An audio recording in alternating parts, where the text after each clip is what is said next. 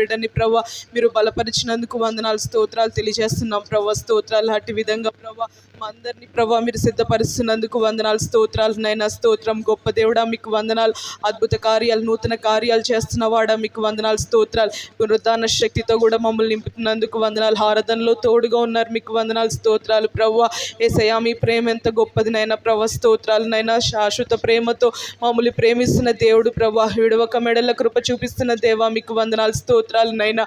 దేవానైనా మీ కృప ద్వారా ప్రభా నేటి వరకు మమ్మల్ని సజీవ లెక్కలో ఉంచారు మీకు వందనాలు, స్తోత్రాలు. శ్రేష్టమైన నివులతో మమ్మల్ని తృప్తిపరుస్తున్న ప్రభా స్తోత్రాలు. మమ్మల్ని పోషిస్తూ సంరక్షిస్తూ అన్ని విషయంలో ఆదుకుంటున్న తండ్రి మీకు వందనాలు, స్తోత్రాలు. కీడుల్లో పడకుండానట్లు ప్రభా స్తోత్రాలు. కాపాడుతున్నైనా మా కుటుంబాలని ప్రభా స్తోత్రాలు భద్రపరిచారు మీకు వందనాలు, స్తోత్రాలు. మందిరంలో ఉండే కృపను మా అందరికీ అనుగ్రహించారు ప్రభా. మిమ్మల్ని స్తుతిస్తూ గణపరిచే భాగ్యంను మాకు దయచేశారు మీకు వందనాలు, స్తోత్రాలు ప్రభా. తండ్రి ఈ సమయంలోనైనా స్తోత్రాలు. లేఖనంలోకి వెళ్చుండగా ప్రభా స్తోత్రాలు. దైవ సేవకులు నిలబెట్టుకున్నైనా ప్రభా స్తోత్రాలు నైనా. స్తోత్రాలు. మీరు నైనా ప్రభా మాకు అనుగ్రహిస్తున్న అమూల్యమైన శ్రేష్టమైన మాటలను బట్టి వందనాలు, స్తోత్రాలు నైనా.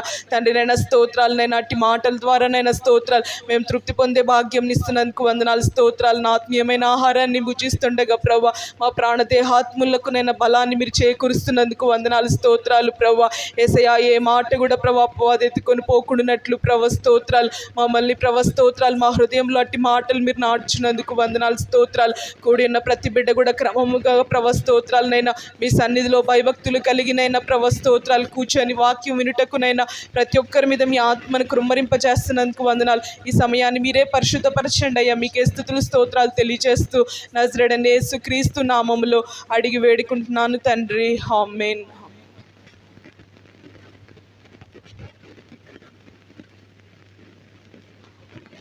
హల్లెలూయా. దేవుడి నామానికి మహిమ కలుగును గాక. కూడిన మీ అందరికి కూడా యేసుక్రీస్తు నామములో వందనాలు తెలియజేస్తున్నాను. అందరూ బాగున్నారా? అలసిపోయి ఉన్నారా? హల్లెలూయా. దేవుడు ఉపవాస దినాల్లో మనకు తోడుగా ఉన్నాడు. మనం ఉపవాస దినాల్లో మాట్లాడుకున్నట్లుగా మనం అప్పుడప్పుడు మనం ఉపవాసం ఉండాలి, దేవునితో సమయాన్ని గడపాలి. మీరు ప్రార్థనలో ఎదిగారని నేను నమ్ముతున్నాను. ప్రార్థనలో నిలకడగా ఉండండి. గుర్తుపెట్టుకోండి, ప్రార్థనలో నిలకడగా మీరు ఉన్నారంటే, ఎదుగుతున్నారంటే మీరు మెలకువగా ఉన్నట్లుగా అర్థం. మీరు పర్సనల్ ప్రేయర్ లైఫ్ లేకపోతే నేను దైవ సేవకుడిగా చెప్తున్నాను, మీరు శోధనలో పడతారు, లోకంలో పడిపోతారు, పాపంలో కూడా పడిపోవచ్చు. ప్రార్థన లేని విశ్వాసి ఖచ్చితంగా పడిపోతాడు. దాని అర్థం ఏంటంటే లోకం బలంగా ఉందని కాదు, సాతాను మనకంటే బలవంతుడని కాదు. నువ్వు నిద్రపోతున్నావు కాబట్టి, నువ్వు మెలకువగా లేవు కాబట్టి. మనం రెండో రోజు మాట్లాడుకున్నాం కదా, ప్రార్థనతో మెలకువగా ఉండు అని ప్రతి చోట రాయబడింది. తర్వాత గమనిస్తే నేను చెప్పిన ప్రతి కొన్ని రెఫరెన్స్ చూపించలేదు, కానీ ప్రార్థన చేయించు మెలకువగా ఉండు అని రాకడ గురించి సాతాను తిరుగుతున్నాడు కాబట్టి ప్రార్థన చేయించు మెలకువగా ఉండు అని రాయబడింది. కాబట్టి నీ భక్తి జీవితం, నీ ప్రార్థనా జీవితాన్ని బట్టి కొలవబడుతుంది. అదొక స్కేల్ లాంటిది అన్నమాట. ప్రార్థన అంటే దేవుణ్ణి అడగడం కాదు, పచారీ కాదు. ప్రార్థన అంటే దేవునితో సహవాసం చేయడం, దేవుణ్ణే కోరుకోవడం. హల్లెలూయా. ప్రార్థన అంటే దేవుడు ఇచ్చే వాటిని కోరుకునేది ప్రార్థన కాదు, దేవుణ్ణే కోరుకోవడం ప్రార్థన అవుతుంది. దేవుణ్ణే ఆహ్వానించడం, దేవునితో స్నేహం చేయడం. Praise the lord. చాలామంది ఈ దినాల్లో ఐహిక విచారాలు, తిండి వలన, మత్తు వలన, పనుల వలన, అనేక పనులు పెట్టుకోవడం వలన వాటి మీదే మనసుంచి వాటి గురించి చింతిస్తూ, విశ్వాసం ఎప్పుడు ఆలోచించుకోవాలి, ఈరోజు ఇన్ని పనులు ఉన్నాయి కదా, మరి నాకు ప్రార్థనకి టైం ఎక్కడుంది అనుకోవాలి. అవసరమైతే కొన్ని పనులు తగ్గించుకోవాలి. నీవు ఎన్ని పనులు పెట్టుకున్నా అన్ని పనులు జరిగించాలంటే ఏం కావాలి? నీకు దేవుని సహాయం కావాలి. దేవుడు సహాయం చేయలేకపోతే నువ్వు 5 పనులు కాదు, ఒక్క పని కూడా చేయలేవు. Praise the lord. హల్లెలూయా. మరి దేవుడి దగ్గర నువ్వు అడగకుండా, దేవుని సహాయం పొందకుండా ఎలా జీవితంలో ముందుకు వెళ్తావు? అది చాలా అవివేకమైన పని అది. కాబట్టి మెలకువగా ఉండడం నేర్చుకుందాం, భక్తి జీవితాన్ని పెంపొందించుకుందాం. భయంకరమైన దినాల్లో మనం ఉంటున్నాము, మిక్కిలి చెడ్డ దినాల్లో మనం ఉంటున్నాము. మనుషులు దాదాపుగా చాలామంది విపరీతమైన ప్రవక్తను కలిగి జీవిస్తున్నారు. డ్రగ్స్ తీసుకున్న వాళ్ళు ఎలా ప్రవర్తిస్తారో అలాగూ ప్రవర్తిస్తున్నారు. కాబట్టి మనం మన భక్తి జీవితాన్ని కాపాడుకోవాలి. ఈ లోక మాలిన్యం అండకుండా జాగ్రత్త పడాలి. దేవుడిచ్చిన రక్షణను కాపాడుకోవాలి. రాకడ ఎప్పుడు వచ్చినా ఎత్తబడే సిద్ధపాటు కలిగి ప్రతి విశ్వాసి కూడా జీవించాలి. హల్లెలూయా, ప్రైజ్ ది లార్డ్. తొందరపాట్లు రావా? కోపం రాకుండా ఎలా ఉంటుంది? రాత్రి మాట్లాడుకున్నాం. కోపం తగ్గించుకోవాలి, లోభత్వం తగ్గించుకోవాలి, శరీర జార క్రియలకు దూరంగా ఉండాలి, మాలిన్యానికి దూరంగా ఉండాలి. కొన్ని విషయాలు మనం మాట్లాడుకున్నాం. మనుషులు మరి తొట్టుపడరా? సాతాను ఉంటాడు కదా. అదే చెప్తున్నాను, నువ్వు ప్రతిరోజు ప్రార్థనాపూర్వకంగా ఉంటే నువ్వు ఎక్కడ పడిపోతున్నావో దేవుడు తెలియజేస్తాడు. దేవుడు నిన్ను బలపరుస్తాడు. ఇప్పుడు శోధన వచ్చింది, శిష్యుల మీదకి వచ్చింది, యేసుక్రీస్తు వారి మీదకి వచ్చింది. యేసుక్రీస్తు వారి మీదకి వచ్చిన శోధన ఎక్కువ, శిష్యుల మీదకి వచ్చిన శోధన ఎక్కువ.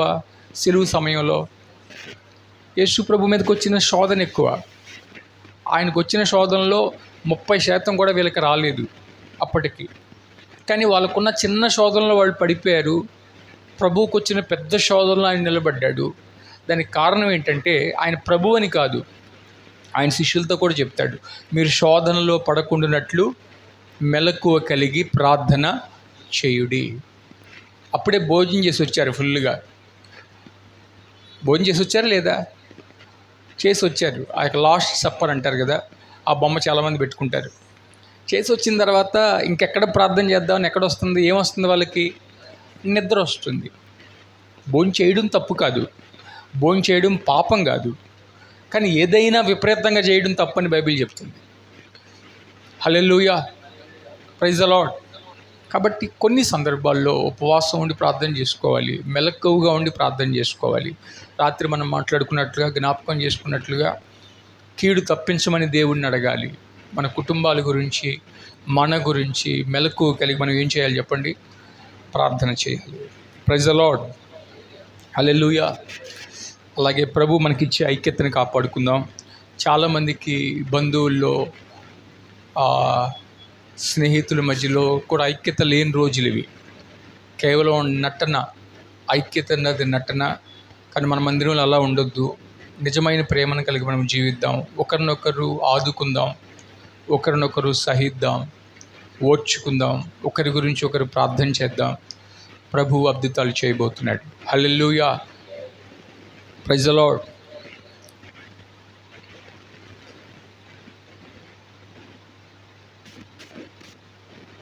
అలాగే సమయానికి రావడం అలవాటు చేసుకోండి. సువార్త ప్రకటించండి. ఏ విధం చేతనైనా ఇంకా సమయం ఉండగానే మన బంధువుల్ని, స్నేహితుల్ని రక్షించుకునే సమయం ఇది. ఆ విషయంలో చాలామంది వెనక్కుబడ్డారు. ఆ విషయంలో నేను ఎవరిని ఎక్కువ మెచ్చుకుంటానంటే రత్నాకర్ అంకుల్ కుటుంబాన్ని మెచ్చుకుంటాను, ఆంటీని మెచ్చుకుంటాను. దానికి కారణం ఏంటంటే వాళ్ళ బంధువుల్లో అనేక మందిని మందిరానికి తీసుకురావడానికి వాళ్ళు ప్రయత్నం చేస్తున్నారు. కొంతమంది వస్తున్నారు, కొంతమంది మరలా వెనక్కి వెళ్ళిపోతున్నారు. అయినప్పటికీ వాళ్ళు ఎప్పుడు ప్రయత్నం చేస్తూ ఉన్నారు. మనం కూడా మంచి వాటిని ఎప్పుడు మాదిరిగా తీసుకోవాలి. ప్రైజ్ ది లార్డ్, హల్లెలూయా. కాబట్టి సువార్త చెప్దాం. ప్రభు సంతోషించేది అదే. ప్రభువుకి మనం తిరిగి చేసేది ఏదైనా ఉంది అంటే అదొక్కటే. ప్రభు నశించిపోతున్న ఆత్మల పట్ల భారం కలిగి ఉన్నారు. ఆ భారం మనం కూడా కలిగి జీవించాలి. మీరు చేయట్లేదని నేను అంటలేదు. మీరు ప్రార్థన చేస్తూ ఉండుండొచ్చు, ప్రయత్నం చేస్తూ ఉండుండొచ్చు, కానీ ఒకరోజు అది మందిరంలో కనిపించాలి ఖచ్చితంగా. హల్లెలూయా. పట్టుదల కలిగి ఒక తృష్ణ ఉండాలి మనలో. ఎలాగైనా నా బంధువుల్ని నేను రక్షించుకోవాలి. బైబిల్లో లూదియా ఉంది, తన బంధువులందరినీ రక్షించుకుందట. కొర్నేలియా ఉన్నాడు, తన బంధువులందరినీ రక్షించుకున్నాడట. హల్లెలూయా, ప్రైజ్ ది లార్డ్. ఒక నీతిమంతుడు ఏం చేస్తాడంటే తను మాత్రమే రక్షించబడ్డం కాదు, తన చుట్టూ ఉన్న వాళ్ళందరికీ, తన పరిధిలో ఉన్న వాళ్ళందరికీ ఆశీర్వాదకరంగా ఉంటాడు. అది నీతిమంతుడి లక్షణం, అది బైబిల్లో. హల్లెలూయా, ప్రైజ్ ది లార్డ్.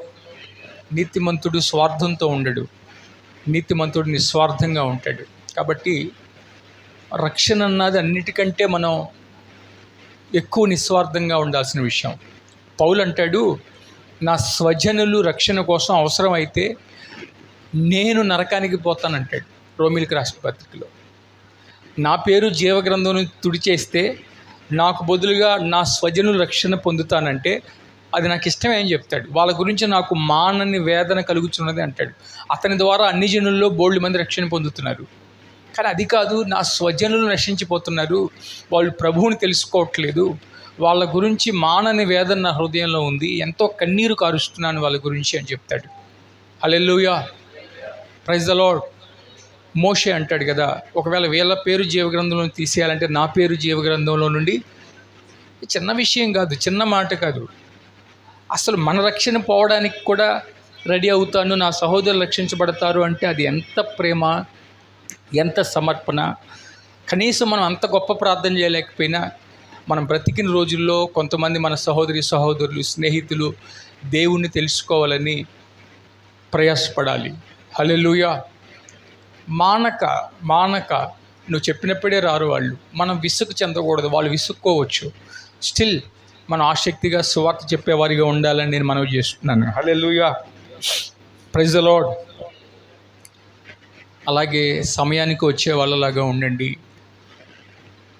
పరిచర్య చేసేవాళ్ళు ఉన్నారు, సురేష్ గారి కుటుంబము, రాము గారి కుటుంబము, ఇంకా ఆసాపు, రమేష్ గారు, వాళ్ళందరూ పరిచర్య చేస్తూ నేను చూస్తున్నాను. రాజేష్ గారి వాళ్ళు కానీ. నాకేం కావాలంటే మందిరంలో ముందొచ్చి పరిచర్య చేసేవాళ్ళు కావాలి. ఇక్కడ నుంచి చైర్లు వేయడంలో ఎవరైనా 2 కుటుంబాలు సమర్పించుకొని ముందొచ్చి ఆదివారం చైర్స్ వేయాలి. చైర్స్ కూడా అటు ఇటు జరిగిపోతున్నాయి, ఈరోజు బాగున్నాయి, కొన్ని సందర్భాల్లో ఆ గోడకి వెళ్ళిపోతున్నారు, వీళ్ళు ఈ గోడకి వెళ్ళిపోతున్నారు, ఒకరి మీద ఒకరు కూర్చున్నట్టు అనిపిస్తుంది, ఒక వరుస అనిపించట్లేదు. కాబట్టి చాలా చక్కగా మీరు పరిచయం చేస్తున్నారు. ఆ విషయంలో ఎక్కడ ఎంచడానికి వీలు లేదు. నేను కొన్ని పేర్లు చెప్పలేదు, నేను సుమారుగా నా నోటికి వచ్చిన పేరు చెప్పాను, బాధపడకండి దయచేసి. కానీ నేనేం చెప్తున్నానంటే ఇంకా ముందు వచ్చి సహకరించే వాళ్ళు కూడా కొంతమంది కావాలి ఖచ్చితంగా. ప్రైజ్ ద లార్డ్, హల్లెలూయా. ఎందుకంటే చైర్లు వేయడం, శుభ్రపరచడం, ఈ పనులు చేయాలి.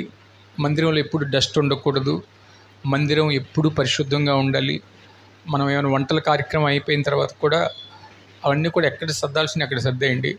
ఏకంగా కొన్ని మిక్సర్ మీద పెట్టేస్తున్నారు. అసలు మైకిల్లో ఏమంటున్నారు, వంట సామాన్లు మైకిల్లో ఉంటున్నాయి, మైకిల్లో వంట సామాన్లు ఉంటున్నాయి. మరి అది మైక్ అనుకుంటున్నారో గరిట అనుకుంటున్నారో నాకు తెలియట్లేదు. కొంచెం ఆ విషయాలు కూడా శ్రద్ధగా బాధ్యతగా చేస్తున్నారు. But still it's very important. Batteries ఇవన్నీ ఉంటాయి కాబట్టి సౌండ్ సిస్టమ్ ఆపరేట్ చేసేవాళ్ళు. ఎందుకు చెప్తుందంటే ఫాస్టింగ్ బ్రేక్స్ అయిపోతున్నాయి, నేను ఫాస్టింగ్ బ్రేక్స్ చెప్పాలనుకున్నాను. మైక్ సిస్టమ్ ఒకరోజు సపరేట్గా చూసుకోవాలి. యవనస్తులు నీట్గా పనిచేయాలి. మన మందిరంలోని ప్రతి యవనస్తుడి గురించి మీరు ప్రార్థన చేయాలి. నేను మరలా గుర్తు చేస్తున్నాను.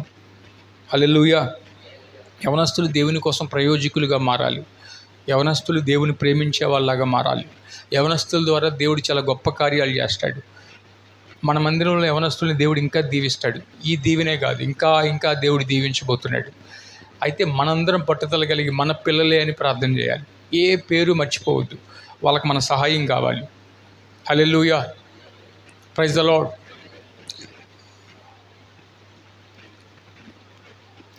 ఎవరైనా అలిగే వాళ్ళగా ఉంటున్నారా మందిరంలో? అలుగుడు ఎవరికైనా ఉందా చెప్పండి, ప్రార్థన చేస్తా.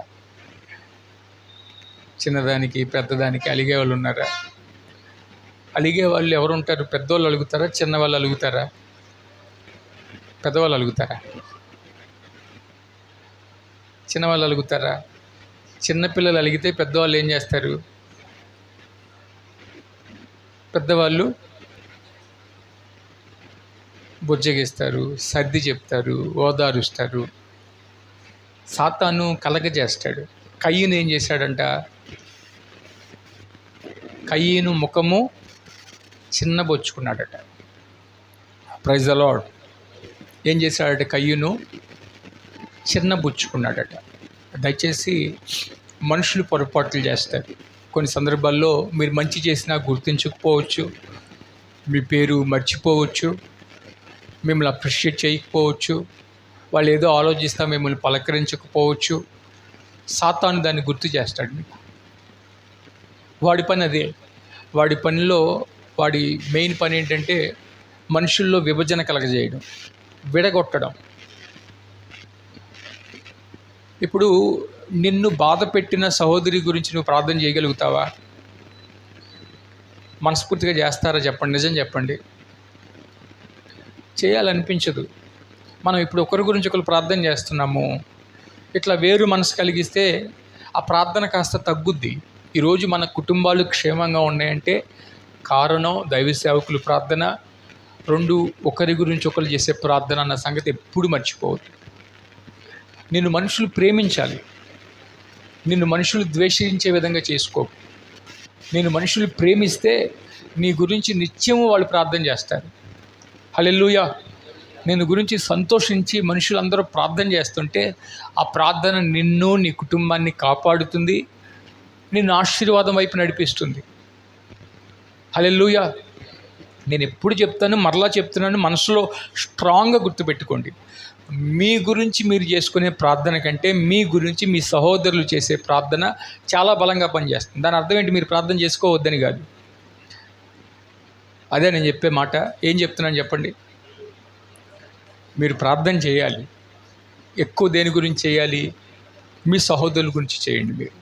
మీ గురించి మీరు చేసుకోండి, కానీ మీ సహోదరుల గురించి మీరు ఎక్కువ చేయండి. వాళ్ళు కూడా మీ గురించి ఎక్కువ చేస్తారు. యోబు తన స్నేహితుల గురించి ప్రార్థన చేస్తే యోబు స్నేహితులకు స్వస్థత వచ్చింది, యోబుకు స్వస్థత వచ్చింది.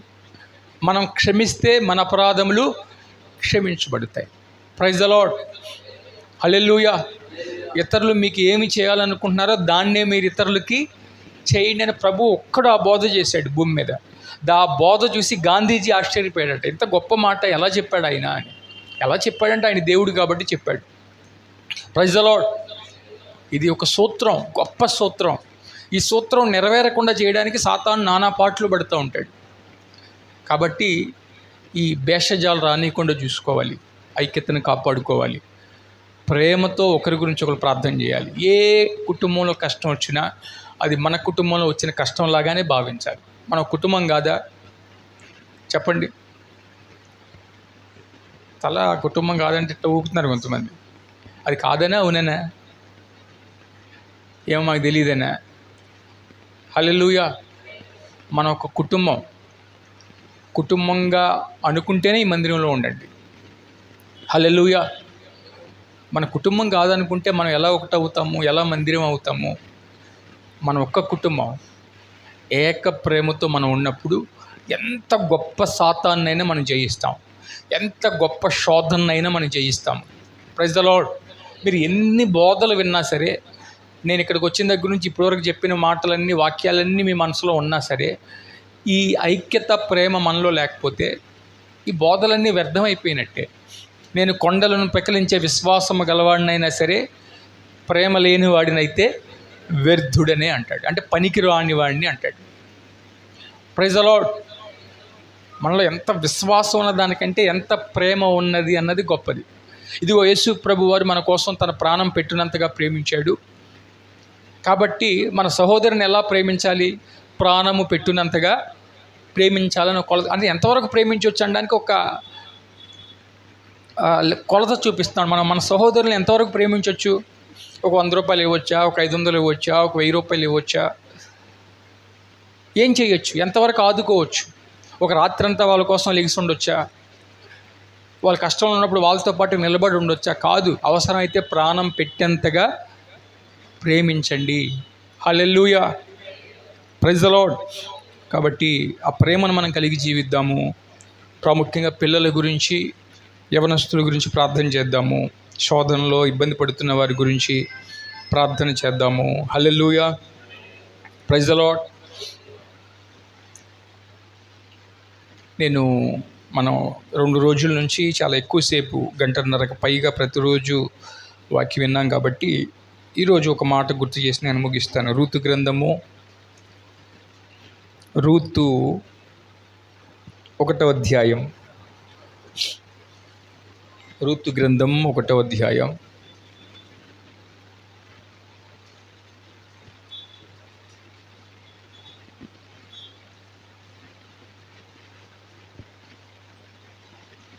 వచనం నుంచి. అందుకు రూతు, నా వెంబడి రావద్దనియు, నన్ను విడిచి పెట్టమనియు నన్ను బ్రతిమాలు కొనవద్దు. నీవు వెళ్ళు చోటికే నేను వచ్చేదను, నీవు నివసించు చోటనే నేను నివసించెదను. నీ జనమే నా జనము, నీ దేవుడే నా దేవుడు. Praise the lord. హల్లెలూయా. చిన్న ప్రార్థన చేసుకుందాం. తలలోంచి దేవా నాతో మాట్లాడు.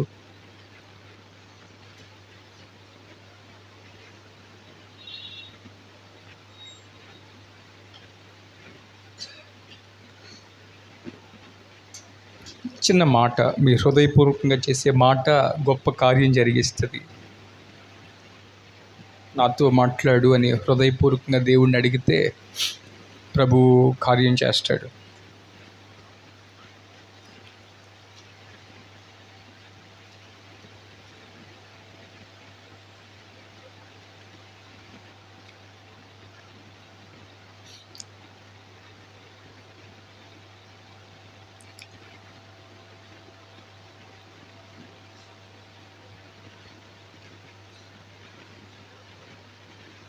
పరిశుద్ధుడ మహాగుణ మీకు స్తుతులు స్తోత్రాలు తండ్రి. ఈ ఉపవాస ప్రార్థన చివరి ప్రార్థనలో కూటమిలో మీ సన్నిధి మాకు దయచేయండి. కూడి ఉన్న సంఘాన్ని దీవించిన ఆయన మీరు మాట్లాడితే ప్రయోజనము తండ్రి. అయా నీ వాక్కు అనేక మందిని ధైర్యపరిచింది, బలపరిచింది, వారి మీద వెలుగును ప్రకాశింపజేసింది నాయన. ఈ మధ్యాహ్నకాల సమయంలో ఇక్కడున్న సంఘంతో మాట్లాడు, మీ స్వరం వినిపించు, వాక్యాన్ని గైకొని విధేయత చూపించే గొప్ప కృప వాళ్ళకి దయచేయండి. మీ నామానికి మహిమ తెచ్చుకోండి. యేసుక్రీస్తు నామంలో ఈ ప్రార్థన చేసి వేడుకొనిచున్నాను తండ్రి, ఆమేన్. హల్లెలూయా. మన మధ్యలో బ్లెస్సీ గారి అమ్మగారు కూడా ఉన్నారు. ఈ మధ్య ఆపరేషన్ అయింది, మనం ప్రార్థన చేసాం. మన మధ్యలోకి దేవుడు ఆరోగ్యంగా నడిపించారు. దేవునికి మహిమ కలుగును గాక. హల్లెలూయా.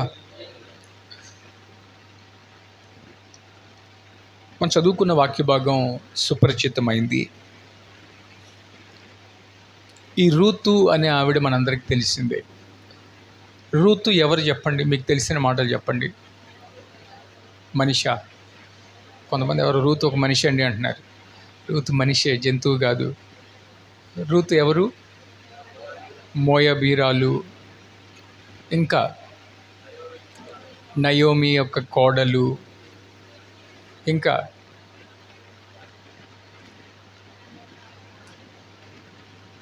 దావీదు యొక్క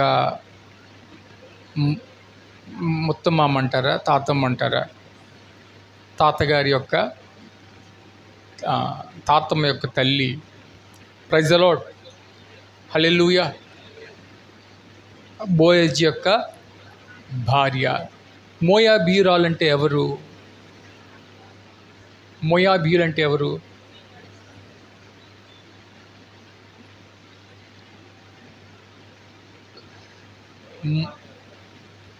మోయాబీలు అంటే ఇజ్రాయేలీలు అసహించుకునే జాతి వాళ్ళు.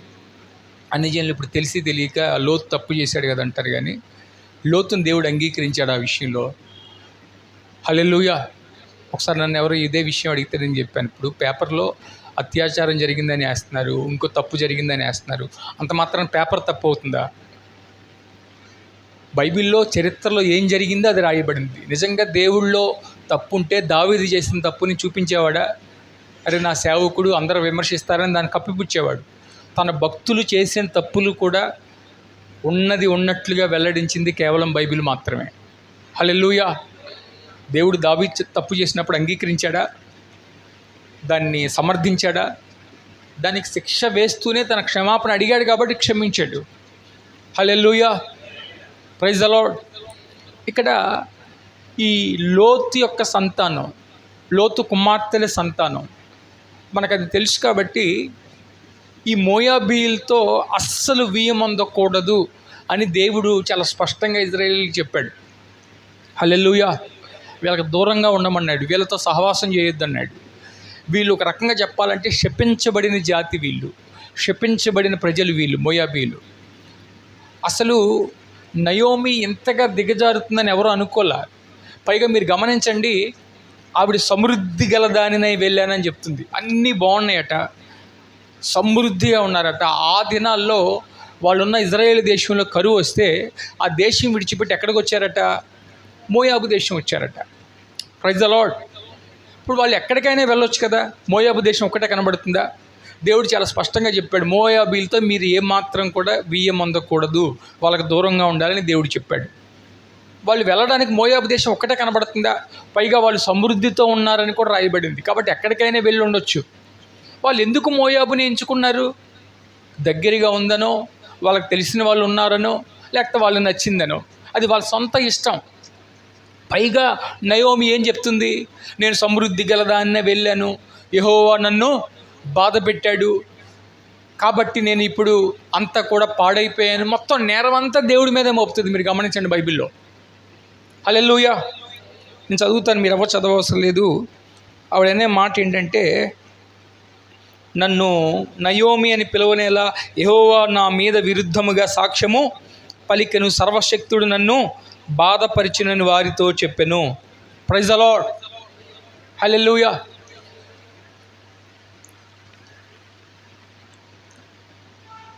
చూడండి చూడండి, చదివి నా వైపు చూడండి, నేను వాక్యం చెప్తాను. హల్లెలూయా. ఆవిడ ఆ నేరం అంతా ఎవరి మీద వేస్తుంది? దేవుడి మీద వేస్తుంది. మీరు బైబిల్లో లోతుని చూడండి. లోతుకి చాయిస్ ఇవ్వబడిందా, లేదా లోతుని అబ్రహామే అటు వెళ్ళిపోమన్నాడా సొదొమ వైపు? నీకు నచ్చిన ప్రాంతం కోరుకొని ఆయన అన్నాడు. అతనల్లా పచ్చదనాన్ని, ఆ నీటి వనరులని, వీటిని చూసి ఆ ప్రాంతాన్ని కోరుకున్నాడు. కానీ ఆ యొక్క సొదొమ గొమొర ప్రాంతం అంట భయంకరమైన పాపంలో ఉందట. కాస్త కోస్త తెలియకుండా ఉంటుందా దగ్గరలో ఉన్నవాడికి? కానీ దాన్ని ఇగ్నోర్ చేశాడు. పర్లేదులే, మెయిన్ థింగ్ ఏంటంటే అక్కడికి వెళ్తే నాకు సమృద్ధిగా ఉంటుంది, నా మందలు బాగుంటాయి, నాకు ఆహారం మంచిగా దొరుకుతుంది, మంచి నగరము. హల్లెలూయా. Praise the lord. చాలా సందర్భాల్లో మనం ఉద్యోగాన్నే చూస్తూ ఉంటాం, చదువునే చూస్తూ ఉంటాం, వ్యాపారం అక్కడ బాగుంటుందనే చూస్తాం మనం. కానీ దేవుని గురించి ఒక ఆలోచన కూడా చేయరు కొంతమంది. నేను చర్చి దగ్గరలో కింద ఉన్నాను, అక్కడ చల్లపల్లిలో. ఆ కింద గెస్ట్ రూమ్ ఉంటే అందులో కొంతకాలం ఉన్నాము. నేను ఒకసారి చెప్పినట్టున్నాను దీన్ని. అక్కడున్న దినాల్లో లంకపల్లి ఇంజనీరింగ్ కాలేజీలో పిల్లవాడిని చేర్పించడానికి పేరెంట్స్ వచ్చారు. వచ్చి వాళ్ళకి టైం లేదంట, బాబుకి అన్నీ తీసుకొని హడావిడిగా ఆ మందిరం వెతుక్కుంటా వాళ్ళ పాస్టర్ గారు చెప్పారట, మరీ కుమార్ గారు చర్చి ఉంటుంది అక్కడికి వెళ్ళండి అంటే. వాళ్ళు అప్పటికి 2 సార్లు వచ్చారు, మేము ఒకసారి లేమంట. మళ్ళీ వాళ్ళు వెళ్ళాల్సింది వాళ్ళ ప్రయాణం ఆపేసి ఎలాగైనా పాస్టర్ గారికి పరిచయం చేసి మేము వెళ్ళాలని చెప్పి అక్కడే ఆ పాస్టర్ గారు ఉంటారనుకొని మళ్ళీ సాయంత్రం వచ్చారు. ఏమంటే మేము వెళ్ళిపోవాల్సింది, కానీ మేము ప్రయాణం బ్రేక్ చేసుకున్నాం, ఎందుకంటే బాబుని ఇక్కడ మందిరంకి పరిచయం చేసి వెళ్దామని అని చెప్పి పరిచయం చేయించుకొని ప్రార్థన చేయించుకొని ఇక్కడ మందిరానికి వెళ్ళాలని చెప్పి వెళ్ళారు. నాకు చాలా సంతోషం అనిపించింది. హల్లెలూయా. చదువుకోవడానికి పంపించేసాం. చదువుకుంటాలే కాదు, నువ్వు ఎక్కడికి వెళ్తున్నావు? ఆత్మీయమైన మందిరమా కాదా అంటే వాళ్ళకి ఆత్మీయమైన స్పృహ ఉంది, అక్కడ దేవుని పట్ల స్పృహ ఉంది. అలా ఉన్న తల్లిదండ్రులు ఎంతమంది ఉంటున్నారు ఈ రోజుల్లో? దేవుని విషయంలో ఆలోచించే వ్యక్తులు ఎంతమంది ఉంటున్నారు? హల్లెలూయా. Praise the lord. ఇక్కడ వీళ్ళు పతనం అవడానికి గల కారణం అదే. వాళ్ళు అనుకున్నది, వాళ్ళు ఊహించింది ఏదీ జరగలేదు. అక్కడికి వెళ్తే కరువు ప్రాంతంలో మేము తప్పించుకోవచ్చు, కరువు కాలంలో మేము బయటపడవచ్చు, మా ఆస్తి పాడవకుండా ఉంటుంది, ఎక్కడుంటే మేము పాడైపోతామని మోయాబీ దేశం వెళ్ళారు వాళ్ళు. అక్కడికి వెళ్ళి వాళ్ళు అనుకున్నది ఏమైనా జరిగిందా? కొద్ది రోజులకి పెనిమిటి చనిపోయాడట, నయోమి పెనిమిటి. 2 కుమారులట. 2 కుమారులకు కూడా ఎవరిని వివాహం చేసింది ఆవిడ? మోయాబీలనే వివాహం చేసింది. మొదటి కోడల పేరేంటి? ఇంకొక కోడల పేరు? మొదటి కోడలు ఆర్ఫనా? రెండవ కోడలు ఓర్ఫనా? మొదటి కోడలు ఓర్ఫా, రెండవ కోడలు రూతు. బైబిల్ ఎక్కడుంది అలాగూ?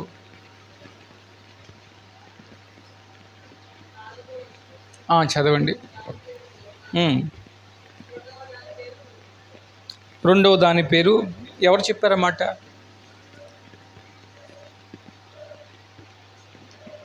ఈ వచనం చెప్పింది ఎవరు ఇప్పుడు? సుధానా? Very good. Hallelujah, praise the lord. ఇద్దరు వివాహం చేసుకున్నారు. ఒక కోడల పేరు రూతు, మరొక కోడల పేరు ఓర్ఫా. కొద్ది కాలానికి పెద్ద కుమారుడు చనిపోయాడు. ఇంకొద్ది కాలానికి రెండో కుమారుడు చనిపోయాడు. ఇంకొంతకాలానికి ఆస్తి అంతా కరిగిపోయింది. ప్రైజ్ ద లార్డ్, హల్లెలూయా. ఎందుకంటే సంపాదించే వాళ్ళు లేరు కదా, ఆడవాళ్ళే కదా. మొత్తం పాడైపోయి చాలా దీన స్థితికి వచ్చేసారు. వచ్చిన తర్వాత ఆవిడ వృద్ధాప్యంలోకి వచ్చిన తర్వాత ఆవిడ అనుకుంది కదా, ఇక్కడ ఉండడం దేనికి, మరలా ఇజ్రాయెల్ దేశం బాగుంది, అక్కడికి వెళ్తే ఎక్కడో ఒక చోట బ్రతకొచ్చు, నా దేశం అన్న మమకారం చేత వెనక్కి వెళ్ళిపోదాం అనుకుంది. వెళ్ళిపోదాం అనుకున్నప్పుడు ఇద్దరు కోడళ్ళు కూడా ఏడ్చి అంటున్నారట, నేను నిన్ను విడిచిపెట్టమమ్మా, మేము కూడా మీతోనే వస్తాము అని చెప్పారట. హల్లెలూయా, ప్రైజ్ ద లార్డ్. ఇద్దరు కోడలు చెప్పారట, ఒక కోడలు చెప్పడం కాదు. ఓర్ఫా చెప్పింది, రూతు కూడా చెప్పింది. కానీ ఈ రూతు చెప్పిన మాటలు ఓర్ఫా చెప్పలేదు. రూతు చెప్పిన మాటలు మనం చదువుకున్న మాటలు అవి. ఆమె అంటున్న మాట ఏంటంటే, నీవు వెళ్ళు చోటుకే నేను వచ్చేదను, నీవు నివసించే చోటనే నేను నివసించేదను, నీ జనమే నా జనము, నీ దేవుడే నా దేవుడు, నీవు మృతి పొందు చోటను నేను మృతి పొందేదను, అక్కడనే పాతి పెట్టబడిదను, మరణము తప్ప మరి ఏదైనను నన్ను ప్రత్యేకించిన ఎడల యెహోవా నాకు ఎంత కీడైనా. హల్లెలూయా, ప్రైజ్ ద లార్డ్. ఇక్కడ ఆవిడ తీర్మానము, నేను ఇక్కడ ఏం చెప్పాలనుకుంటున్నానంటే, ఆవిడ ఏ జాతికి చెందిందో ఆ జాతి శపించబడిందిగా ఇజ్రాయేలీలు భావిస్తారు. పైగా ఈవిడ వివాహం చేసుకున్న తర్వాత ఆమె పెనిమిడి చనిపోయాడు, వాళ్ళ మామయ్య చనిపోయాడు. ఎంత తక్కువగా చూడబడి ఉంటుంది ఈవిడ రూతు అన్న ఆవిడ ఎంత అవమానం పొంది ఉంటుంది. ఒక రకంగా ఎంత శాపంలో ఉన్నానని తను తలంచాలి. Praise the lord, hallelujah. Naomi ఏమో ఆశీర్వదించబడిన చోటు నుంచి శాపగ్రస్తమైన చోటుకు వచ్చింది, భక్తిలో దిగజారిపోయి ఇక్కడికి వచ్చి పడింది. ఈవిడేమో భయంకరమైన శాపంలో ఉన్న వ్యక్తి. కానీ ఈవిడ తీర్మానం ఈమె జీవితాన్ని ఏం చేసిందో ఈరోజు మనం మాట్లాడుకుందాం. ఈవిడ యొక్క తీర్మానం బలమైన తీర్మానం. హల్లెలూయా. నీ జనమే నా జనము, నీ దేవుడే నా దేవుడు, మరణం తప్ప నన్ను ఏది విడదీయడానికి వీలు లేదు. ప్రైజ్ ద లార్డ్, హల్లెలూయా. అసలు ఈవిడ జీవితం పూర్తిగా నాశనమైన పరిస్థితిలో ఉంది.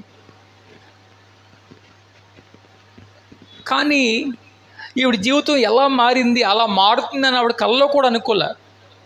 ఈరోజు మనం చాలా లెక్కలు వేస్తాం ఏమైనా జరగాలంటే. నిజం చెప్పండి, ఆవిడ మామూలుగా ఆలోచిస్తే, మానవ రీతిగా ఆలోచిస్తే, ఆవిడ ఇజ్రాయెల్ దేశం వెళ్తే బాగుంటుందా, ఆమె సొంత ఊరిలో ఉండిపోతే బాగుంటుందా? సొంత ఊరిలో ఉంటే, ఎవరికైనా ఆడపిల్లలకి సొంత ఊరంటే మమకారం ఉంటుంది. వాళ్ళ అమ్మ వాళ్ళు కూడా అదే దేశంలో ఉన్నారు కదా, దగ్గరగా ఉండాలని కోరుకోవచ్చు. రెండవది, మరలా నయోమి చెప్పిన మాట ఏంటి, ఇక్కడే ఉండి మరలా వివాహం చేసుకో. సో ఆవిడ చెప్పిన మాటలు చాలా మంచి మాటలు. హల్లెలూయా. నిజంగా నయోమి మాట వింటే మామూలుగా ఆవిడకి ఒక బ్రైట్ ఫ్యూచర్, కనీసం సెకండ్ బెస్ట్ ఫ్యూచర్ ఉండొచ్చు. కానీ ఆవిడకి ఆ స్వేచ్ఛ ఇవ్వబడినట, ఆ స్వేచ్ఛని ఆమె తీసుకోలే. హల్లెలూయా. ఆ స్వేచ్ఛని పక్కన పెట్టి, ఆ పర్మిషన్ ఇవ్వబడినా సరే ఆవిడ బాధ్యతని స్వీకరించింది, రిస్క్ తీసుకోవడానికి ఇష్టపడింది. దానికి కారణం ఏంటో తెలుసా? ఆవిడ అనుకుంటుంది కదా, నా తల్లి నువ్వే. హల్లెలూయా, ప్రైజ్ ద లార్డ్. నేను నీ ఇంట్లోకి వచ్చేసాను, నీ కుమారుని వివాహం చేసుకున్నాను, ఇప్పుడు నేను ఈ ఇంటి మనిషిని. హల్లెలూయా. ఈ వృద్ధాప్యంలో నీ కొడుకులు లేరు, నీ భర్త లేడు, నేను కూడా నిన్ను విడిచిపెడితే నిన్ను ఎవరు చూస్తారు? నేను వివాహం చేసుకున్నప్పుడు నీ కొడుకుతో నేను నిబంధనలు చేశాను, నీ కొడుకుతో నేను ప్రమాణం చేశాను. హల్లెలూయా, ప్రైజ్ ద లార్డ్. కాబట్టి నేను ఆ నిబంధనకి కట్టుబడి ఉంటాను, బాధ్యతగా ఉంటాను అని ఆవిడ ఆ తీర్మానాన్ని మరలా తెలియజేస్తుంది.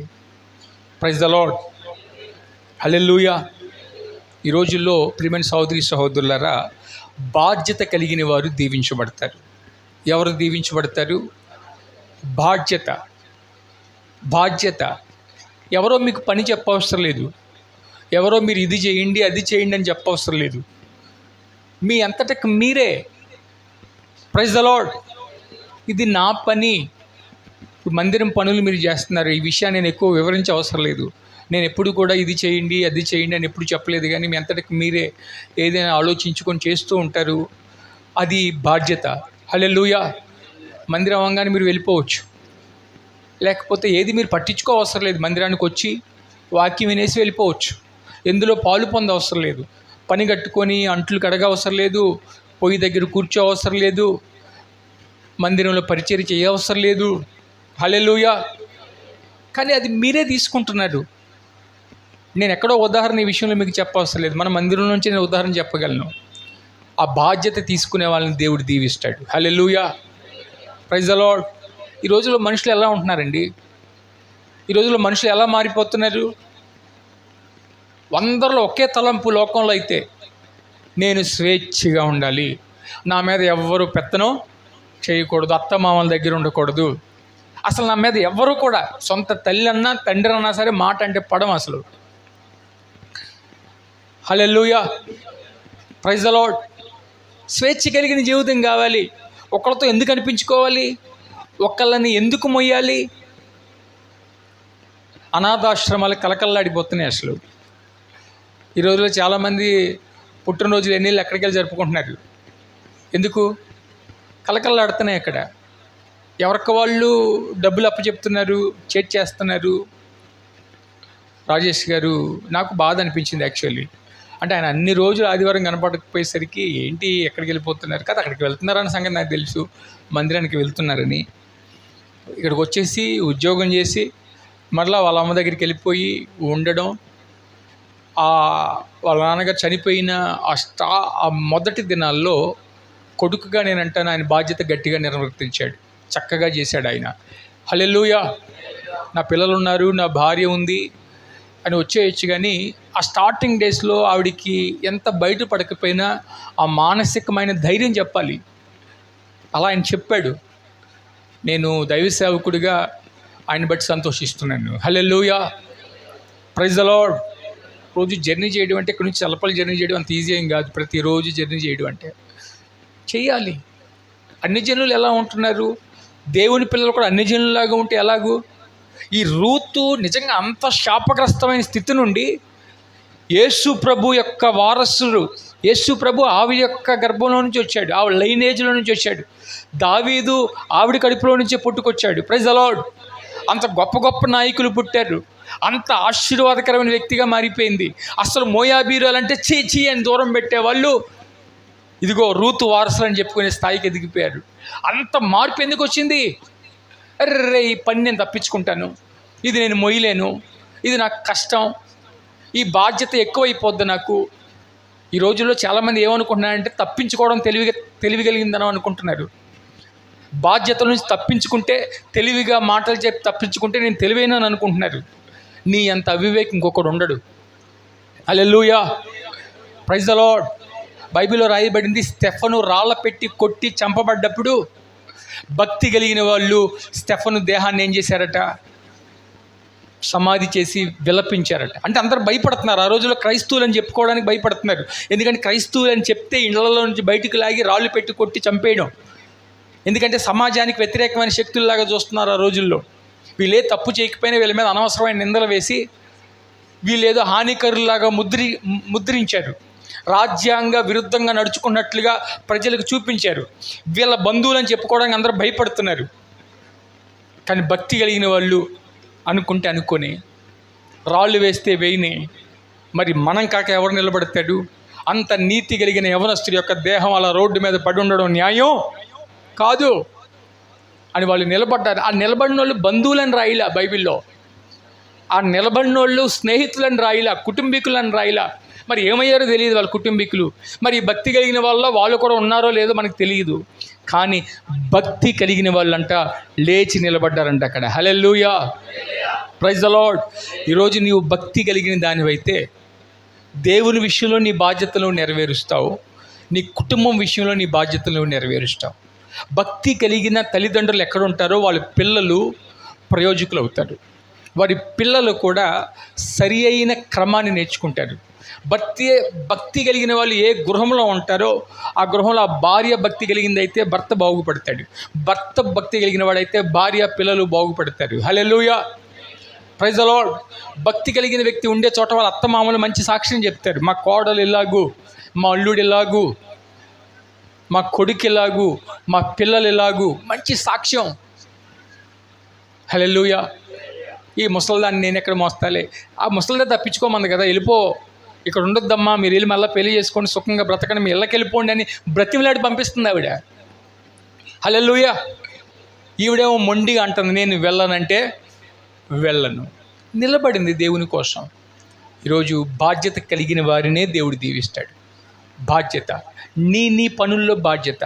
నేను మరలా చెప్తున్నాను, మీ అంత చక్కగా ఎవరో కూడా పని చేయకూడదు. మీరు చేసే ఉద్యోగాలు చేసే చోట, మీ వ్యాపారంలో మీరు నమ్మకస్తులుగా ఉండాలి, మీ కుటుంబంలో మీరు నమ్మకస్తులుగా ఉండాలి.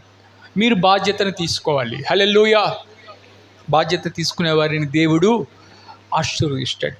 ఈ యొక్క రూతు జీవితం మారిపోవడం గల కారణం ఏంటంటే ఆవిడ యొక్క బలమైన తీర్మానం. ఏంటి చెప్పండి? తీర్మానంలో ఆశీర్వాదం ఉంది. ఇంగ్లీష్లో కమిట్మెంట్ అంటారు. కమిట్మెంట్లో బ్లెస్సింగ్ ఉంది. హల్లెలూయా.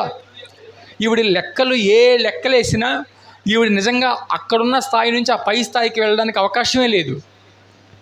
వెనకాల ఆస్తులు లేవు. ఆవిడ జీవితం సగం ఒక రకంగా నాశనం అయిపోయినట్టు అని చెప్పాలి. కానీ ఆవిడ జీవితాన్ని మరలా బ్రతికించింది ఏంటో తెలుసా? తీర్మానం. ఏంటి చెప్పండి? తీర్మానం. Praise the lord. ఈరోజు విశ్వాసులు పాడైపోవడం గల కారణం ఏంటి చెప్పనా? నేను మీ జీవితాల్లో మీరు పతనం అవుతున్నారంటే కారణం ఏంటి చెప్పనా? తీర్మానం లేకపోవడం. మీరు చూడండి, బైబిల్లో 4 కుష్టి వ్యాధిగ్రస్తులు ఉంటారు. ఆ దేశం చుట్టూతానంట శత్రువులు కోటలాగా కట్టేశారట, గుమ్ము కూడేశారట, సిరియా దేశం వాళ్ళు.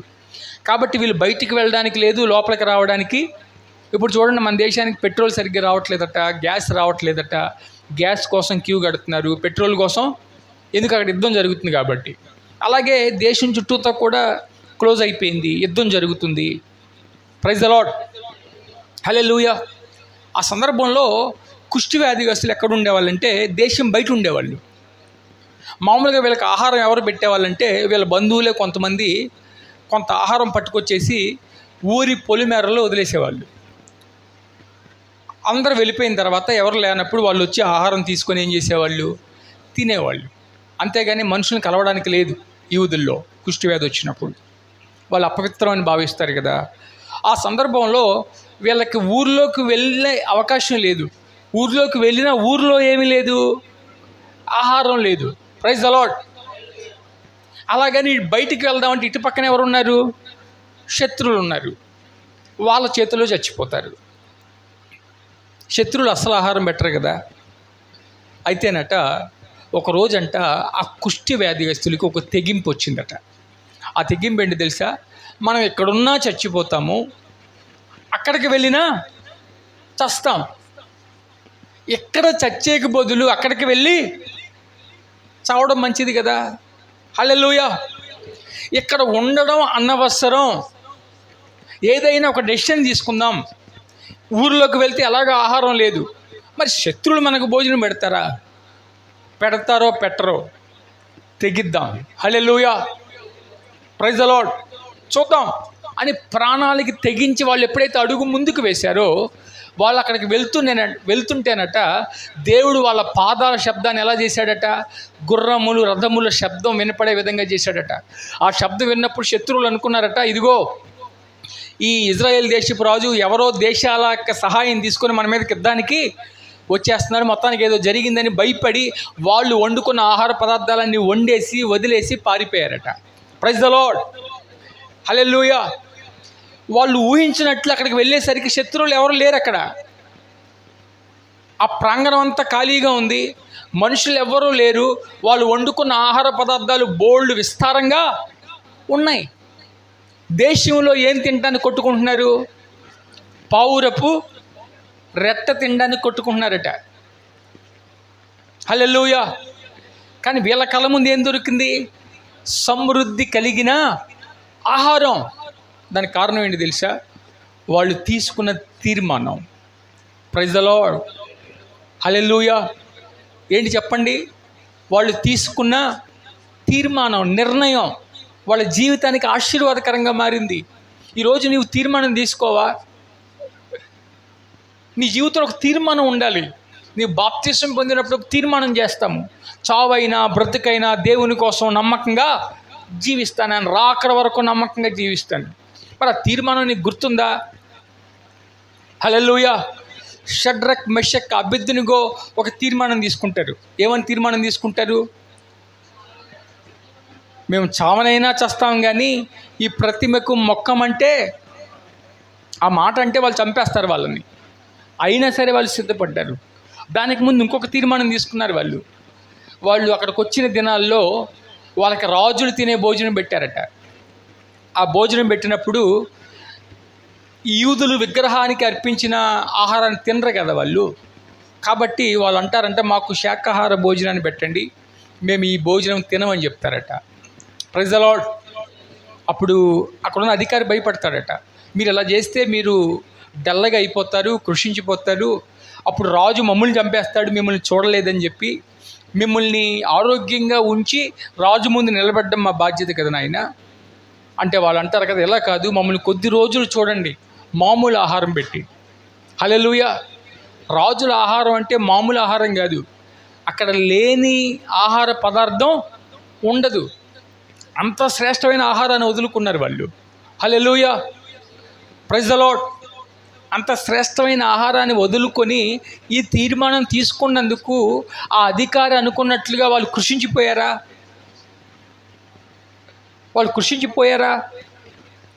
వాళ్ళు పాడైపోయారా? బైబిల్లో రాయబడింది కదా, వాళ్ళ మొక్కలు అట్ట వెలుగుతున్నాయట, ప్రకాశిస్తున్నాయట. హల్లెలూయా, ప్రైజ్ ద లార్డ్. వాళ్ళంట అందరిలో కూడా ఎవరు సెలెక్ట్ అయ్యారట? వీళ్ళే రాజు ముందు నిలవడానికి సరిపోయిన వాళ్ళలాగా ఉన్నారట. హల్లెలూయా. ఈరోజు సహోదరుడా, నువ్వు దేవుని కోసం ఒక నిర్ణయం తీసుకుంటే నువ్వు వ్యాపారంలో నష్టపోవు, నువ్వు ఉద్యోగంలో నష్టపోవు, నువ్వు ఎందులో ఫెయిల్ అవ్వవు. దేవుడు నిన్ను నిలబెడతాడు కాబట్టి. హల్లెలూయా, హల్లెలూయా. ఈరోజు నువ్వు దీవించబడాలంటే నీ స్థితిని మార్చేది నీ తీర్మానమే అన్న సంగతి నేను మీకు గుర్తు చేస్తున్నాను. హల్లెలూయా. ఏంటి చెప్పండి? మీ తీర్మానం, మీ నిర్ణయం. మేము నష్టపోయినా పోతాము. ఇప్పుడు ప్రార్థన చేయకూడదని ఒక శాస్త్రం ఉందట. ఆ శాస్త్రానికి భయపడి దానియేలు ప్రార్థన మానేశాడా? తన ప్రార్థన మాత్రం మానలా. రాజు శాసనానికి భయపడలేదు. హల్లెలూయా, ప్రైజ్ ద లార్డ్.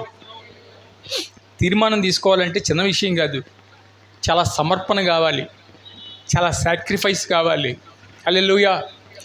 ఈవిడ నిజంగా అన్నీ సాక్రిఫైస్ చేయడానికి రెడీ అయిందా లేదా? రూతు ఆవిడ చాలా ఫ్రీగా ఉండొచ్చు, జల్సాగా ఉండొచ్చు, వెళ్ళిపోయి ఆవిడ ఒక్కటే ఎలాగైనా బ్రతకొచ్చు. లేకపోతే ఇప్పుడు ఆవిడ తీర్మానం వలన బోల్డ్ సాక్రిఫైస్ చేయాల్సి వచ్చింది. హల్లెలూయా. ఆవిడికి ఎవరో పొలంలో పేలాలు ఇస్తే ఆ పేలాల్లో సగం ఏం చేసిందట? అత్తగారి కోసం దాచిందట, మొత్తం తినేలా బాగున్నాయని చెప్పి. హల్లెలూయా. ఎవరు గుర్తొచ్చారట? ఇంటి దగ్గర మా అత్తగారు ఉంది, ఆవిడికి కూడా అవి తీసుకువెళ్ళాలి. Praise the lord. హల్లెలూయా. మరి అత్తగారి కోసమే కష్టపడి ఆవిడని పోషించాల్సిన బాధ్యత మీద వేసుకొని పొలంలోకి వెళ్ళి ఏం చేస్తుందట ఆవిడ? పరిగి వేరుకుంటుందట రోజు. నేనే పోషించాలిగా మా తల్లిని, వాళ్ళ కొడుకు లేడు కదా, ఎప్పుడు ఇది నా బాధ్యత కదా అని నిలబడి పోషించడానికి ఒక నిర్ణయం తీసుకొని కష్టపడుతుంది రూతు. హల్లెలూయా. తీర్మానం కొన్నిసార్లు నీ యొక్క సమర్పణను కోరుతుంది, నీ అర్పణను కోరుతుంది, నీ త్యాగాన్ని కోరుతుంది. హల్లెలూయా. అబ్రహాము తీర్మానం వల్ల అబ్రహాం ఏం చేయాల్సి వచ్చింది? ఇస్సాకుని బలిపీఠం మీద పెట్టాల్సి వచ్చింది. హల్లెలూయా. ఇదిగో మోషే దేవుని ప్రజల కోసం నిలబడ్డాడు, అదొకటే మనం చూస్తున్నాం. కానీ మోషే అలా నిలబడినందుకు వాళ్ళ భార్య పిల్లల్ని సరిగ్గా పట్టించుకోలేకపోయాడు. నెహెమియా ఇజ్రాయేల్ దేశం కాలిపోయిందని విన్నప్పుడు ఆ దేశాన్ని మరలా కట్టడానికి పూనుకుంటాడు. చాలా బాధపడతాడు, ఏడుస్తాడు, ఉపవాసం ఉంటాడు. ఆ తర్వాత ఆ దేశానికి వెళ్ళిపోయి ఆ దేశం యొక్క ప్రాకారాలు ఏం చేస్తాడు? అతను కడతాడు. దానికోసం కొన్ని సంవత్సరాలు, కొన్ని దినాలు తన కుటుంబానికి దూరంగా ఉండాల్సిన అవసరం వచ్చింది. హల్లెలూయా. మరియమ్మ ఉంది, ఆవిడ యవ్వన కాలంలో యేసు ప్రభుని కండానికి సిద్ధపడినప్పుడు బోల్డ్ అవమానాలు భరించింది. ఆవిడ ఎంగేజ్మెంట్ పాడైపోయే పరిస్థితి వచ్చింది. చుట్టుపక్కల వాళ్ళు అవమానించే పరిస్థితి ఏర్పడింది, కానీ సిద్ధపడింది. హల్లెలూయా. Praise the lord. ఈరోజు దేవుని కోసం నేను ఏమీ నష్టపోను, ఒక మాట కూడా నేను అనిపించుకోను. కొంతమంది క్రైస్తవుణ్ణి అని చెప్పుకోవడానికి సిగ్గుపడతారు. రూతు దీవించబడిందంటే కారణం ఆవిడ నిలబడిన తీర్మానం కొరకు ఆవిడ కొన్ని లాస్ అవ్వడానికి సిద్ధపడింది. హల్లెలూయా. Praise the lord. నేను చాలాసార్లు చెప్పాను కాబట్టి చెప్పట్లేదు. ఒక సహోదరుడు ఉండేవాడు. అతడు మాకొచ్చే ఈ క్రిస్మస్ సెలవుల్లో ఉండేదే వారం రోజులు అనుకుంటా. వారం రోజుల్లో 10 రోజుల లోపు ఉంటాయి. దాదాపుగా ఆదివారం అక్కడైనా ఉండాలి, ఎక్కడైనా ఆంధ్రప్రదేశ్లో అయినా ఉండాలని 3 రోజులు సెలవులు లాస్ అయిపోయేవాడు. Praise the lord. కేవలం ఒకటే, ఆదివారం అక్కడైనా ఉండాలి, ఎక్కడుంటే సెలవులు పూర్తి అయిపోతేనే వెళ్ళలేకపోతున్నాను కాబట్టి ముందే వెళ్ళిపోయి అక్కడ ఆరాధనలో పాలు పొందడం కోసం ఆ వచ్చిన వారం రోజుల సెలవుల్లో 3 రోజులు నష్టపోవడం మామూలు విషయం కాదు. 3 రోజులు ఉండి బ్యాగులు సర్దుకొని మరలా వెళ్ళిపోయేవాడు. హల్లెలూయా. ఆయన అన్నాడు ఒకరోజు నాతో, దీని గురించి అడిగినప్పుడు, నేను రక్షణ పొందిన రోజు నుంచి ఇప్పుడు వరకు మందిరంలో లేకుండా ఒక్క వారం కూడా లేనని చెప్పాడు. ఒక్క వారం కూడా నాకు గుర్తులేదు. హల్లెలూయా. Praise the lord. ఈరోజు తీర్మానం, అతని యొక్క మినిస్ట్రీని దేవుడు చాలా దీవించాడు, చాలా బలంగా వాడుకుంటున్నాడు. ఈరోజు రూతు తీర్మానం ఆమె పరిస్థితిని మార్చింది, శాపంలో నుంచి ఆశీర్వాదంలోకి నడిపించింది. హల్లెలూయా. Praise the lord. ఈరోజు దేవుని కోసం ఏదైనా నువ్వు వదులుకోవడానికి సిద్ధపడితే దేవుడు నీకు ఇస్తాడు. ఈరోజు దేవుని కోసం నువ్వు ఏది వదులుకోవు, దేవుని కోసం అవమానాన్ని భరించడానికి సిద్ధపడవు, దేవుని కోసం నింద భరించడానికి సిద్ధపడవు, దేవుడు నిన్ను ఎలా ఆశీర్వదిస్తాడు? నీది ఎలా తీర్మానం అవుతుంది? ఈరోజు నువ్వు విశ్వాసిగా దీవించబడాలంటే ఒక తీర్మానం నువ్వు తీసుకోవాలి, ఒక నిర్ణయం నువ్వు తీసుకోవాలి. Praise the lord. హల్లెలూయా. పేతురు తీర్మానం, అయ్యో సువార్త ప్రకటించని ఎడల నాకు శ్రమ. హల్లెలూయా. తనకు తానే చెప్పుకుంటున్నాడు ఆ మాట. తను తీసుకున్న తీర్మానం అది. తన బ్రతికిన దినాలు సువార్త ప్రకటిస్తూనే జీవించాడు. హల్లెలూయా. Praise the lord.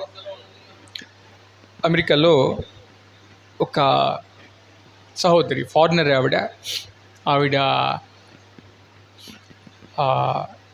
తీర్మానం తీసుకుందట. తీర్మానం తీసుకొని, నేను రోజు 1 గంట సేపు కరపత్రికలు అందిస్తాను, సువార్త చెప్తాను అని చెప్పి. ఎక్కువగా విదేశాల్లో అన్ని జనులు తక్కువ ఉంటారు కాబట్టి వాళ్ళు ఎక్కువ చేసే ప్రచారం ఏంటంటే మారు మనసు పొందండి, దేవుని రాకడ సమీపిస్తుంది, జీవితాన్ని బాగు చేసుకోండి అని వాళ్ళు సువార్త చెప్తూ ఉంటారు. ఆవిడ అలాగే అటువంటి కరపత్రికలు అందించి సెంటర్లో నిలబడి కొంతమందికి పంచిపెట్టారట. అయితే వాళ్ళు చాలా పేద కుటుంబం, వాళ్ళు ధనవంతులు ఏం కాదు, వాళ్ళు ఫారినర్సే కానీ ధనవంతులు కాదు. అయితే వాళ్ళ పేరెంట్స్ రిక్వెస్ట్ చేశారట, ఎందుకమ్మా, ఎందుకంటే నువ్వు వర్క్ చేయాలి కదా. ఆవిడకి మంచి ఉద్యోగాలు వదులుకుందంట దానికోసం. ఎందుకంటే ఆ అవర్స్ నేను ఈ టైంలో కాకుండా ఈ అర్ధరాత్రి పూట ఎవరు సువార్త చెప్తాను, నేను కనీసం సాయంత్రం 5 గంటల తర్వాత సువార్త చెప్పాలి కదా. కాబట్టి ఈ తర్వాత ఆవిడకి చాలా మంచి ఉద్యోగాలు వచ్చినా, దాదాపుగా డబుల్ శాలరీస్ వచ్చినా, త్రిబుల్ శాలరీస్ వచ్చినా ఆవిడ అనుకుందట, నేను ఆ జాబ్స్ చేసేలాకైతే ఈ సువార్త ప్రకటించేది చేయలేను. దానికి కారణం తెల్లవారుజామున ప్రకటించడానికి జనాలు ఉండరు, అర్ధరాత్రి కూడా ప్రకటించలేను.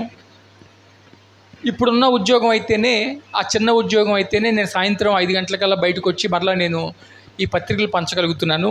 కాబట్టి సువార్తకు అడ్డొస్తుందని చెప్పి ఆ మంచి మంచి ఉద్యోగాలు వదులుకొని అదే తీర్మానానికి నిలబడిందట. వాళ్ళ బంధువులు కూడా అనుకున్నారట, ఈ విన్నర్తో చెప్పినా సరే చేదస్తపురాలు, మొండిది, వింటే కదా చెప్పేది, ఇంత తీర్మానం అవసరమా, మనం ప్రేమించట్లేదా, మన మందిరానికి వెళ్ళట్లేదా, ఆవిడికే వచ్చిందా అని అనుకున్నారట చాలామంది. వాళ్ళ ఫ్రెండ్స్ అనుకున్నారట. ఆవిడే స్వయంగా సాక్ష్యం చెప్పింది. ఆవిడ దగ్గరికి వచ్చి కౌన్సిలింగ్ చేసేవాళ్ళట. వాళ్ళ పేరెంట్స్ చెప్పేవాళ్ళట, మా అమ్మాయి మేము చెప్తే వింటలేదండి, మీరు చెప్తే వింటారంటే చివరికి చర్చిలో పాస్టర్ గారు కూడా వచ్చి కౌన్సిలింగ్ చేశారట. ఏమని, అమ్మా వెళ్ళమ్మా, నువ్వు పంచిపెట్టకపోతే ఖాళీ ఉన్నప్పుడు పంచిపెట్టు, లేకపోతే వీకెండ్స్లో పంచిపెట్టు. హల్లెలూయా. పాస్టర్ గారు దయచేసి మీరు అర్థం చేసుకోండి, నేను తీర్మానం తీసుకున్నాను, నేను బ్రతికినన్ని దినాలు నేను సువార్త చెప్పాలనుకున్నాను. నేను సువార్త నేను ఎప్పుడు చెప్పమంటాను, మీరే చెప్పండి. మనుషులు లేనప్పుడు గంట సేపు రోడ్డు మీద నిలబడితే అది సువార్త అవుతుందా? మనుషులు ఉండే సమయం అది. నాకు ఉద్యోగం ఈ టైంలో వస్తే నేను చేయను అంటలేదు కదా, చేస్తాను. మరి ఎందుకో నాకు ఉద్యోగం ఆ టైంకి కుదరట్లేదు నాకు, కాబట్టి నేను ఉద్యోగాన్ని వదులుకుంటున్నాను, నేను సువార్త చెప్పాల్సిందే. హల్లెలూయా, ప్రైజ్ ద లార్డ్.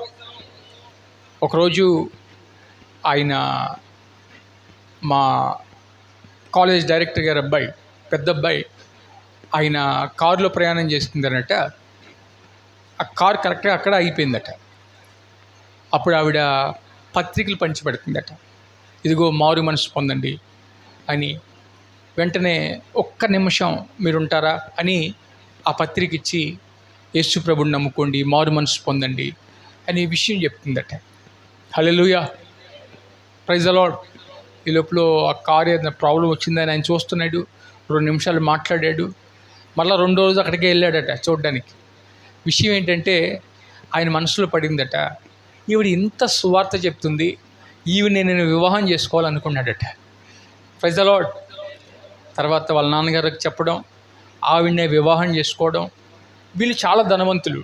దాదాపుగా ఆయనకు సొంత యూనివర్సిటీ ఉంది అమెరికాలో, సాల్ట్ యూనివర్సిటీ అని. ఆయన సొంత యూనివర్సిటీ పెట్టాడు. మేము కాలేజీలు చదివే రోజుల్లో చాలా పెద్ద కాలేజ్, అయినా సరే ఒక్కసారి కూడా కాలేజ్ చూడడానికి రాలేదు, అంత బిజీగా ఉంటాడట. అంత గొప్ప వ్యక్తిని వివాహం ఆడింది. ఇప్పుడు వాళ్ళ కుటుంబం అంతట్లో కూడా ఈవిడంత ఆశీర్వదించబడిన వ్యక్తి ఎవరు లేరట. హల్లెలూయా, ప్రైజ్ ద లార్డ్. దేవుడు ఏ అన్యాయం చేయలేదు ఆవిడికి. ఆవిడ ప్రభువు కోసం వదులుకుంది కాబట్టి, తీర్మానం కోసం దేవుడు ఆవిడని చూసి నవ్వే విధంగా దేవుడు ఆవిడ్ని ఉంచలేదు. ఈరోజు ఎన్ని సాక్ష్యాలు మనం వింటున్నాం. ఈరోజు సహోదరుడా, ఒక తీర్మానం తీసుకో. యవనస్తుడా, ఒక తీర్మానం తీసుకో.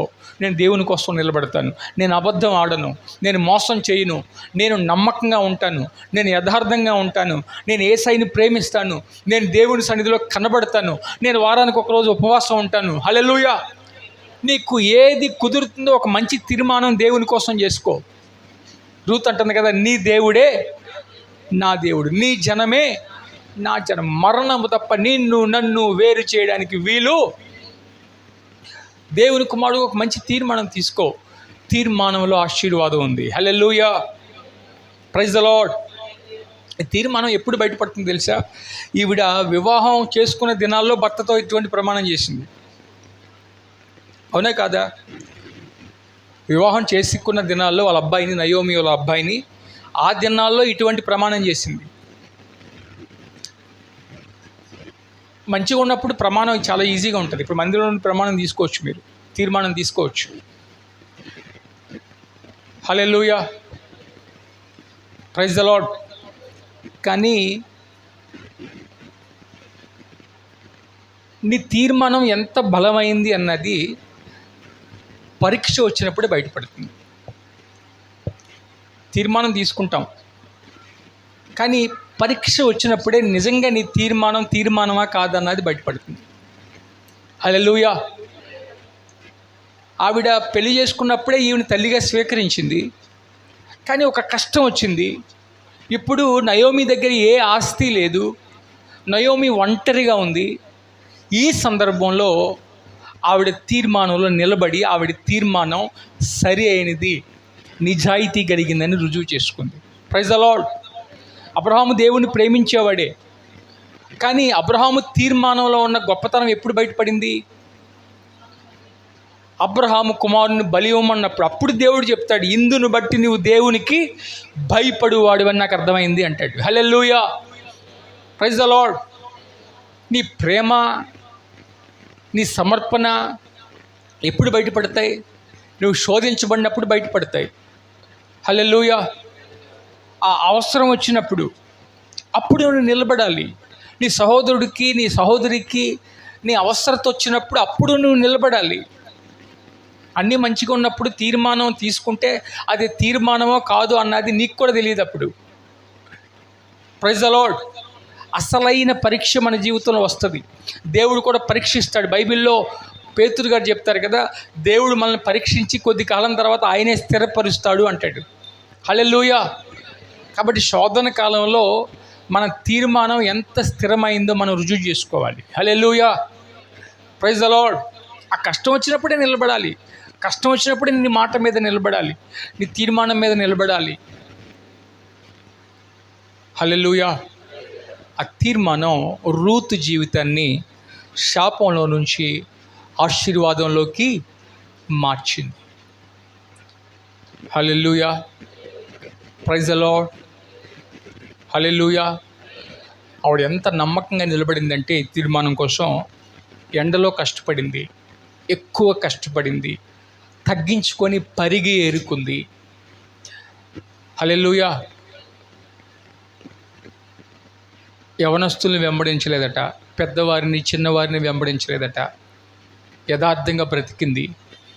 అప్పుడు వాళ్ళ అత్తకి చెప్తుంది, నువ్వు ఎక్కడమ్మా ఏరుకుంటున్నావు, నీకు దయ చూపిన వాళ్ళు ఎవరు, ఇంత పరిగ మామూలుగా రాదు కదా. బోయేజ్ అంట ఈవిని చూసి అన్నాడంట, పరిగ ఎక్కువ విడిచిపెట్టమన్నాడట. ఏం చేయమన్నాడట? పరిగా విడిచిపెట్టమన్నాడట. హల్లెలూయా. మాకు చిన్నప్పుడు తెలియదు, తాతగారి వాళ్ళకి పొలాలు ఉండేవి. చాలా చిన్న పిల్లలప్పుడు ఊరి వెళ్ళేవాళ్ళం సెలవులకు, వేసవికాలం వస్తే వెళ్ళి ఆడుకుంటూ ఉండేవాళ్ళం. ఎప్పుడో తెలియదు కానీ మా పెద్దమ్మ వాళ్ళ పిల్లలు వాళ్ళు ఒకసారి చెప్పారు కదా, పొలంలో ఆ పరిగి వేరుకుంటే కొట్టుకు వెళ్తే వాళ్ళు చాక్లెట్లు ఇచ్చేవాళ్ళు, అది చెప్పారు ఒకసారి. మొత్తానికి ఎట్లా ఆడుతూ ఉన్నాం కదా, ఆడుతూ పాడుతా ఆ పొలాల్లోనే, మా పొలాలే, ఆ పొలాల్లో ఆ ఒడ్డు అంతా ఏరితే అది ఎంత దాన్ని ఏమంటారు, అదేదో ఉంటాయి కదా అప్పట్లో పాత ఇంతల సేరు అర్ధ సేరు అంటారు కదా, మరకమా, అదైతే అది తీసుకెళ్ళి కొట్లో ఇచ్చాము. వాళ్ళు మొత్తానికి 10-16 స్ట్రాంగ్ బిల్లలు ఇచ్చారు.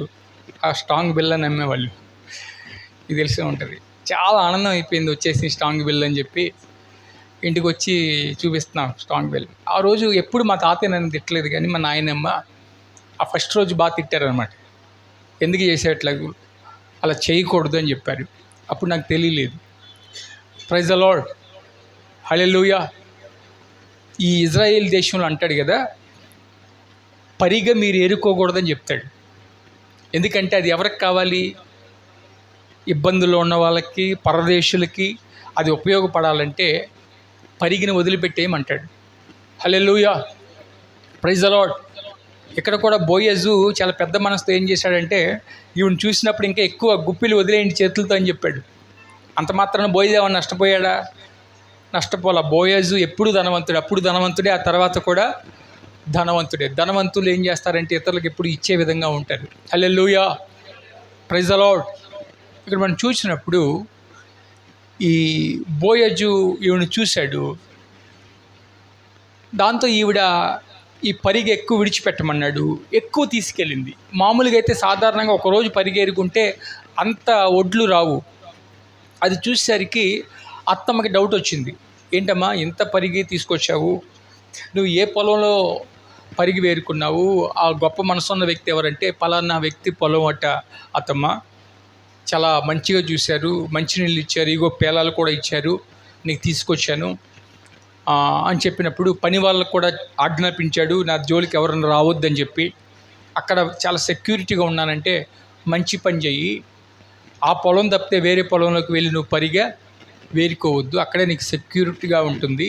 అలాగే ఆ వ్యక్తి కూడా చాలా మంచివాడని చెప్తుంది. ఆ తర్వాత ఏం ఆలోచిస్తుందో ఆవిడకు ఒక తలంపు వస్తుంది. ఏమనంటే అతడు నేను వివాహం చేసుకోవడానికి నీకు వరస అవుతాడు, ఒకవేళ తను వివాహం చేసుకుంటాడేమో, నువ్వు ఈ విధంగా ఇజ్రాయిల్ ఆచారాన్ని బట్టి వాళ్ళు ఏ విధంగా అడుగుతారో ఆ లెక్కంతా చెప్తుంది, నీవు ఈ విధంగా అప్రోచ్ అవ్వాలని చెప్తుంది. హల్లెలూయా. అసలు బోయజు ఎందుకు చేసుకోవాలి?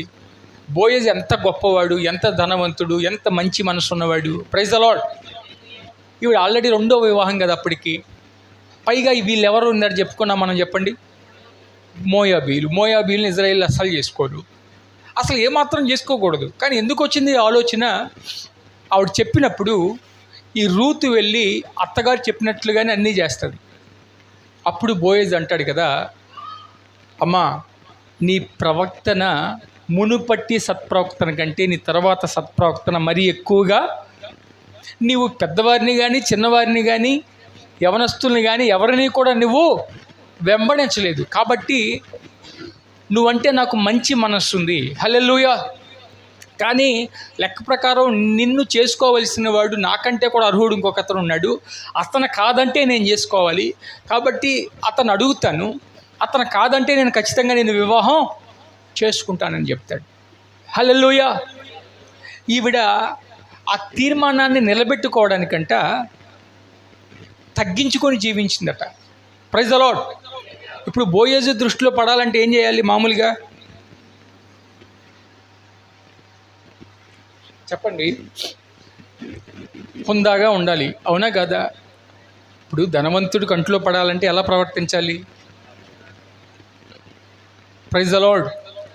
లేని ఫోజులన్నీ కొట్టాలి అక్కడ మామూలుగా అయితే. కానీ చాలా దీనంగా ఉంది ఆవిడ ముందు, ఆయన ముందు. రెండోది మీరు గమనిస్తే బోయజ్ అంటున్న మాటలు ఇవి. మామూలుగా బోయజ్ గమనించట్లేదు అనుకోవచ్చు, కానీ బోయజ్ ఆల్రెడీ గమనిస్తున్నా అంటే ఇవని. Praise the lord. మనుషులు గమనిస్తుంటే మనుషులు చాలా విచిత్రంగా ప్రవర్తిస్తారేమో, కానీ బోయజ్ గమనిస్తున్నాడు అంతా కూడా. వీడు ఎవరిని ఫాలో అవ్వట్లేదట, అప్పుడున్న యవనస్తుల్ని కానీ అప్పుడున్న ట్రెండ్ కానీ ఇవేవి ఫాలో అవ్వట్లేదట. Hallelujah, praise the lord. అయినప్పటికీ కూడా బోయజు దృష్టిలో ఆవిడ పడింది. అయినా సరే బోయజుకి ఆవిడ నచ్చింది. హల్లెలూయా. ఆవిడ ఈ బోయజుని ఎలాగైనా వివాహం చేసుకోవడం కోసం ఆవిడ భాష మార్చుకోవాలా, ఆవిడ డ్రెస్సింగ్ స్టైల్ మార్చుకోవాలా, ఆవిడ ఏదో లేని దాన్ని చూపించడానికి ప్రయత్నం చేయాల.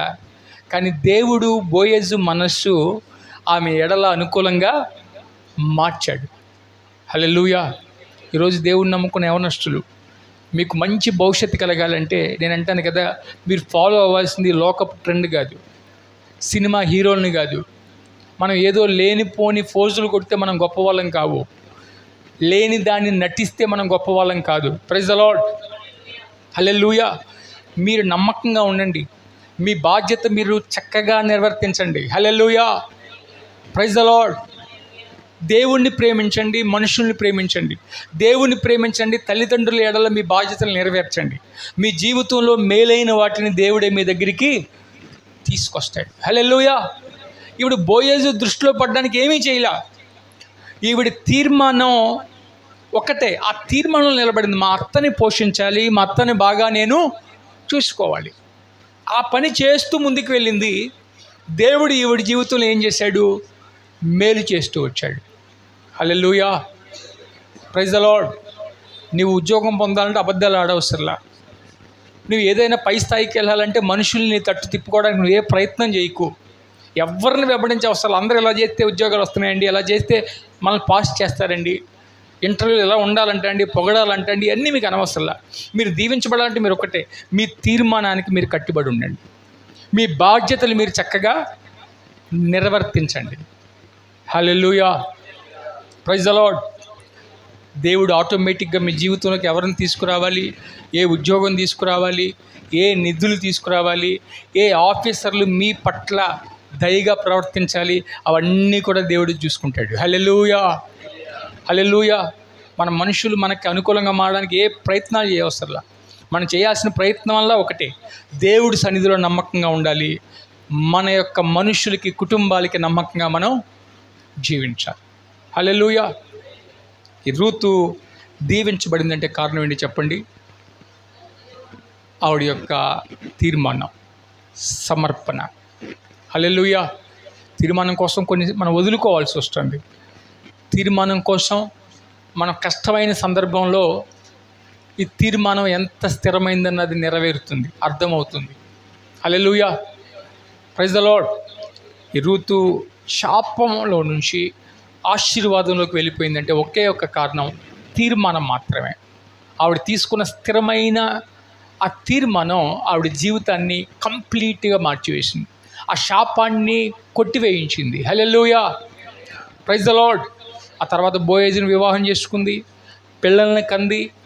ఆవిడ గురించి నయోమి స్నేహితులు పాట పాడారట, ఈ రూతు నీకు 7 కొడుకులతో సమానం, ఎంత గొప్ప కోడలమ్మా అని చెప్పి రూతుని పొగడడం స్టార్ట్ చేశారట మనుషులు. హల్లెలూయా. ఇంత గొప్ప కోడలు నీకు ఎక్కడ దొరికింది? ఈవిడ ఎక్కడి నుంచి వచ్చింది? ఆకాశం నుంచి ఊడిపడిందా? ఆకాశం నుంచి ఊడిపడలా. ఆవిడ వచ్చింది మోయాబు దేశం నుండి, శాపగ్రస్తమైన జనాల్లో నుంచి వచ్చింది. హల్లెలూయా. అలాగనే ఏమన్నా ఫైనాన్షియల్ బ్యాక్గ్రౌండ్ నుంచి వచ్చిందా? స్ట్రాంగ్ ఫైనాన్షియల్ బ్యాక్గ్రౌండ్ ఉందా ఆవిడికి? బంధువర్గం ఉందా? ఏమీ లే. అంతా వదిలిపెట్టేసి అత్తతో ఒంటరిగా వచ్చింది. కానీ ఇక్కడికి వచ్చిన తర్వాత కొన్ని 100,000 మందికి భోజనం పెట్టి అంత స్థాయికి వెళ్ళిపోయింది. హల్లెలూయా. రూత్ అంటే యేసు ప్రభు యొక్క లైనేజ్లోకి వచ్చేసింది, దావీదు యొక్క లైనేజ్లోకి వచ్చేసింది. హల్లెలూయా. ఆవిడ జీవితం ఆశీర్వాదకరంగా మారిపోయింది. దీవించబడ్డమే కాదు, బైబిల్ గ్రంథంలో ఆమె పేరు మీద ఒక అధ్యాయం రాయబడింది. హల్లెలూయా. ఆ అధ్యాయం రాయబడ్డానికి గల కారణం ఏంటి? తను తీసుకున్న ఒక నిర్ణయం, ఒక తీర్మానం. తీసుకోవడమే కాదు, దానికి కట్టుబడి ఉండడం. హల్లెలూయా. ఈరోజు ఒక విశ్వాసలాగా జీవిస్తే నీవు అందరు విశ్వాసంలో ఒక విశ్వాసలాగా ఉండిపోతావు. అలా కాదు, నీకంటూ ఒక తీర్మానం తీసుకుంటే, నా జీవితాంతం నేను దీన్ని చేయాలనుకుంటున్నాను, నా జీవితాంతం ఇంతమంది ఒక్క వ్యక్తికి సువార్త చెప్తాను, రోజు లేకపోతే వారానికి ఒక 2 సువార్త చెప్తాను, నిర్ణయం తీసుకో. నువ్వు ఏది చేయగలుగుతావో ఆలోచించుకొని ఒక తీర్మానం తీసుకొని నిలబడు. ఏ తీర్మానం లేకపోతే ఏ ఆశీర్వాదం లేదు. హల్లెలూయా. బైబిల్లో దీవించబడిన వాళ్ళందరూ ఒక తీర్మానం తీసుకున్న వాళ్ళే. వాళ్ళ జీవితంలో కష్టం వచ్చినప్పుడు కూడా ఆ తీర్మానం నుంచి వాళ్ళు ఏమవ్వలేదు, తప్పిపోలేదు. హల్లెలూయా. ఈ షడ్రక్ మెషక్ అబేద్నెగోలు ఆ భోజనం దగ్గర తీర్మానం తీసుకున్నారు. అప్పటికి ఇంత శోధన రాలా. మళ్ళీ ఒకరోజు శోధన వచ్చింది కదా, ప్రతిమకు మొక్కాలి లేకపోతే అగ్నిగుండంలో పడేస్తారని శోధన వచ్చింది. అప్పుడు తీర్మానంలోంచి కదిలిపోయారా?